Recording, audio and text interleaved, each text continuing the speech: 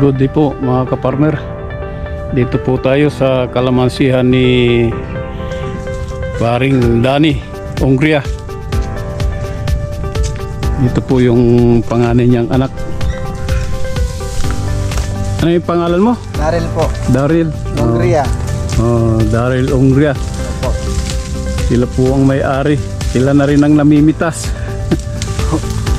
Talagang walang tapon, ano? Opo. Saan nyo binabiyahe itong kalamansi nyo? Sa ano, Ordanita pa? Kayo na mismong nagbibiyahe? Hindi po, may kumukuha po. Ganun. Mura pala ang kalamansi ngayon. Hindi tumama sa tamang presyo. Opo. Sambahan lang. Di bali, kunin na lang sa bultuhan. Bawi na lang next time. Malaki rin ang kung ibabawas mo yung pataba at saka spray, malaki rin natitira. Depende po kapag mahal yung presyo, marami ring natitira. Marami ring tubo. Kapag ganitong kamura, wala. Break even lang. Opo.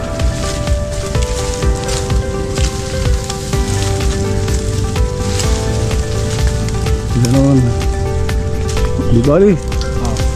Tiyaga-tiyaga lang. Talagang ganyan ang buhay. Pagka naman na tapat sa mataas sa presyo, tsamba naman kayo. Opo.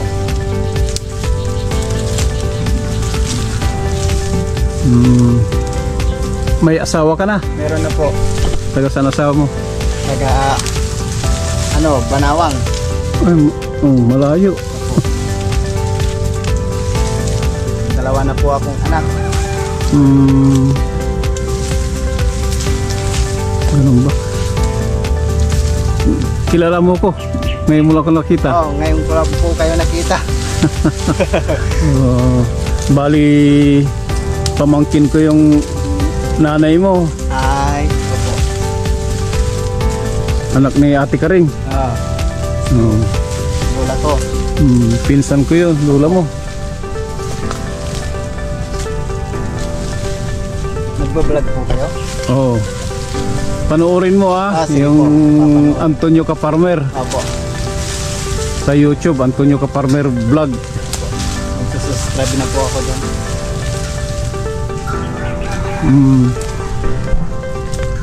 Sipag mo, siguro madaling araw pa kayo rito. Nung alas 6 pa?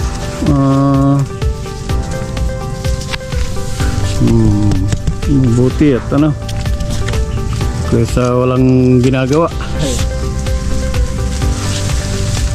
Dito sa probinsya, buhay natin dito basta masipag ka lang, hindi ka magugutom. Hindi ka maano ng trabaho, hindi ka matatanggahan ng trabaho kapag masipag ka talaga. Katawan lang bibigay kapag Pahinga lang pagka napagod, pahinga. Talagang ganun lang Ito ibibigay ko sa itong panuurin mo na lang. Sige po. Bigay mo sa mga anak mo. Opo. Salamat po. Sige, salamat. Salamat. Sa akin, ikutin ko rin itong iba ha. Opo. Pakisabi mo lang sa tatay mo. Opo. Hindi ko inabot dito. May pinuntahan kasi. Papagiling ng mali. Yung kakabila. Ingat ka, tignan mo yung hagdan mo, baka tagilid, mahulog ka.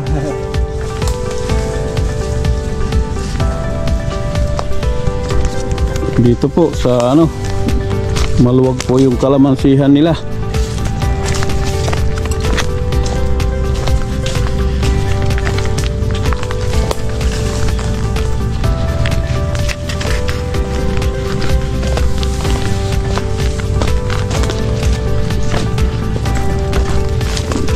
Maganda po ang rito, kaya lang medyo mura ang 4 na kilo daw, 90 lang.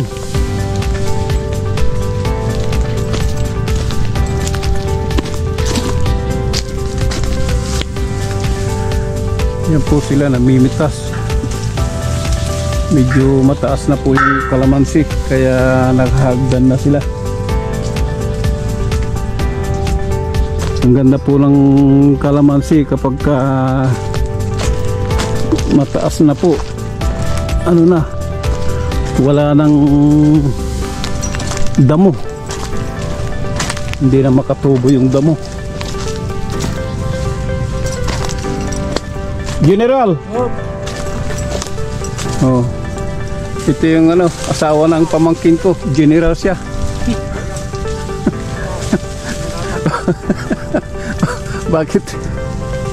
Bakit tinawag kanilang general?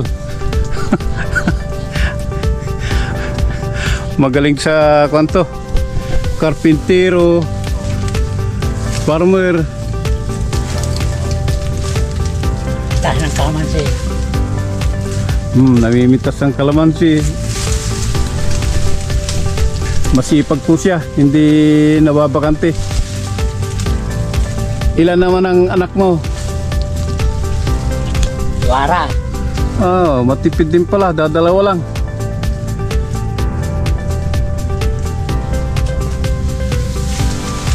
Sarap mo yung mga siya ka pa.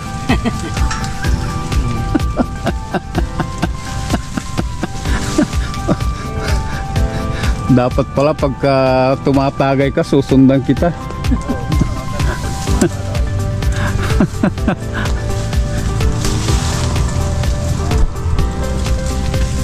Oh, ingat ka, baka ka mahulog. Hindi na makita yung mukha niya dahil kasi nandun sa ano, ibabaw.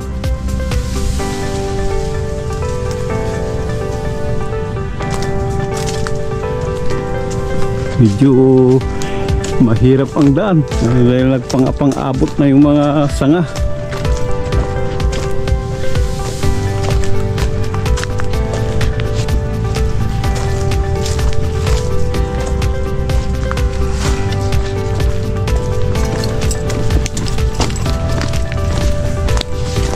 Nyay general, iturmo sa anak mo sa bantayan dad ken. Ha?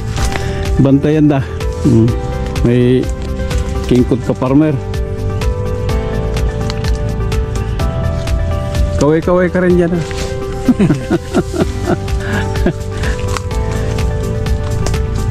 Sige, dito muna ako sa kabila.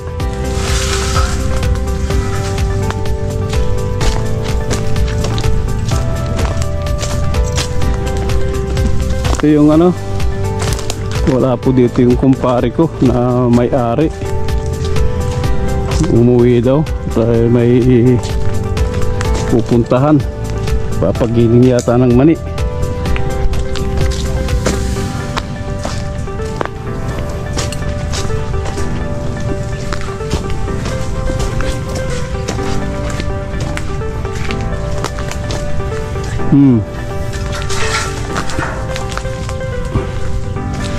Mahahaba ng mahagdan nyo Para makikita sa taas. tignan nyo yung kwan, huwag nyo ipwistong maigi, baka tumumba. Sabagay, hindi naman tutumba ng diretso dahil ano, mayroong makakabanggang mga sanga ng kalamansi. Ito po si Marvin.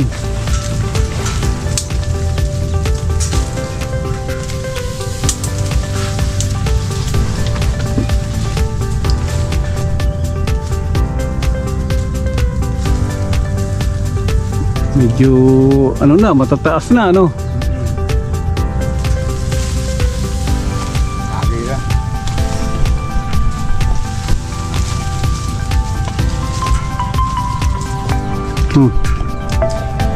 Maluwag din pala ito.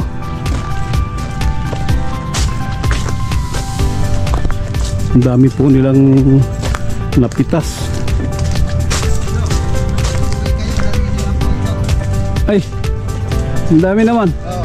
Ay, magkano yan? Hindi na po, libre na po ito. Sa inyo na po. Sige, salamat ah. Oo. Yun po, binigyan tayo ng ano, kalamansi. Ano, anak ng may-ari, bari apo ko na po yun dahil pinsan buo ko po yung ano, lola niya.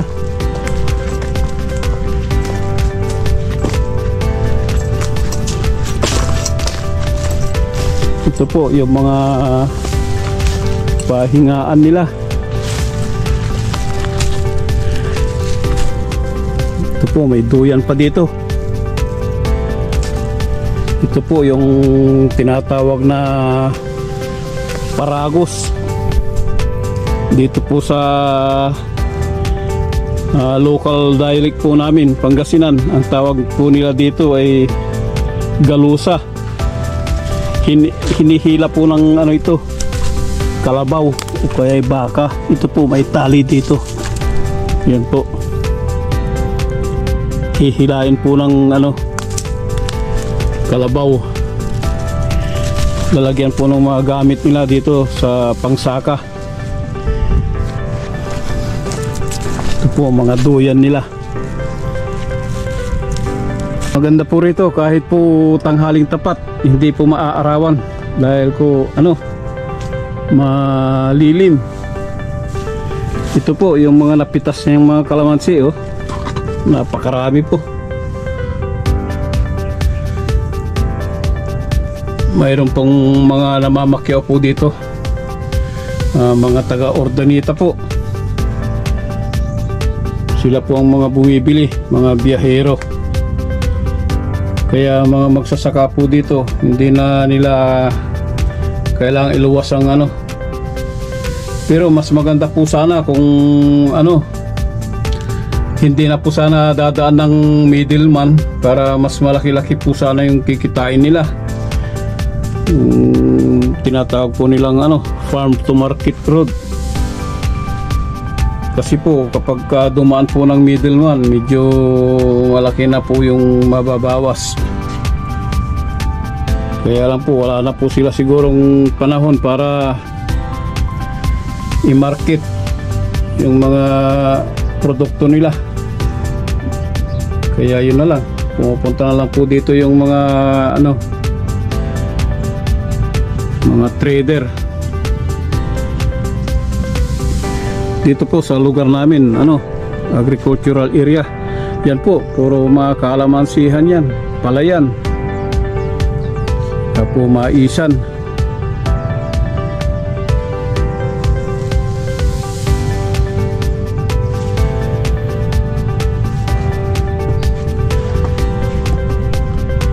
Hanggang dito na lang po mga kaparmer.